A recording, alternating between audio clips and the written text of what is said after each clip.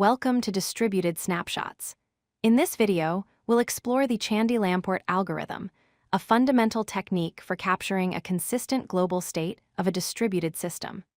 This algorithm is essential for system recovery, debugging, and monitoring in distributed environments. Let's start by understanding the core problem.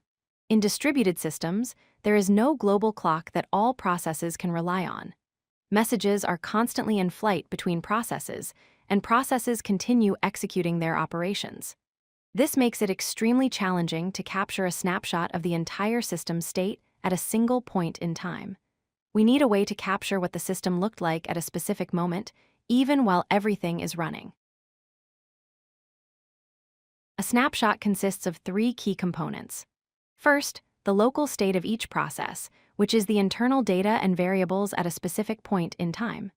Second, the channel state, which represents the messages that are currently in transit between processes.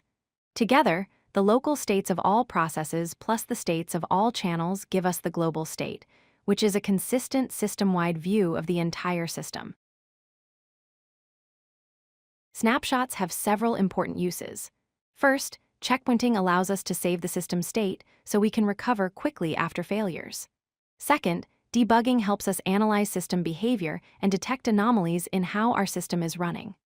Third, deadlock detection allows us to identify circular wait conditions where processes are waiting for each other. Finally, load monitoring helps us track resource usage and balance workloads across the system. The Chandy-Lamport algorithm makes four key assumptions. First, channels must be first in, first out, meaning messages arrive in the same order they were sent. Second, channels must be reliable, so no messages are lost in transit. Third, the network must be strongly connected, which means any process can eventually communicate with any other process.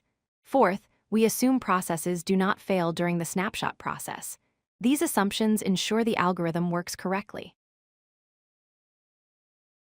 The key innovation of the Chandy-Lamport algorithm is the use of marker messages. These are special control messages that trigger the snapshot recording process. Unlike traditional approaches that pause the entire system, markers coordinate the snapshot process while allowing normal system operations to continue. This is what makes the algorithm non-blocking and efficient. The algorithm is initiated by one process, which we call the initiator. The initiator first records its own local state, capturing all its internal data at that moment. Next, it sends marker messages on all of its outgoing channels to neighboring processes. Finally, it starts recording all messages that arrive on its incoming channels. These recorded messages become part of the channel state. When a process receives a marker message for the first time, it immediately records its own local state. If this is the first marker from a particular channel, that channel is marked as empty since no messages arrived before the marker. The process then sends marker messages on all of its other outgoing channels, spreading the snapshot throughout the system. On channels that haven't sent markers yet, the process continues to record messages until markers arrive on those channels. Recording the channel state works as follows. We start recording when a process records its local state. We stop recording when a marker arrives on that channel. The channel state is the collection of all messages received between the start and stop times.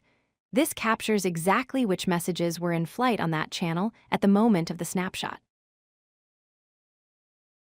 The Chandy-Lamport algorithm has four important properties. First, it is non-blocking, meaning processes continue normal execution during the snapshot.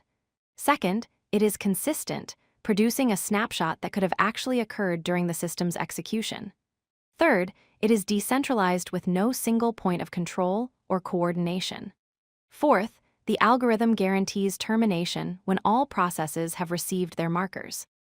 These properties make it practical for real-world distributed systems. If you like this video, hit that like button and don't forget to subscribe. Visit codelucky.com for more such useful content.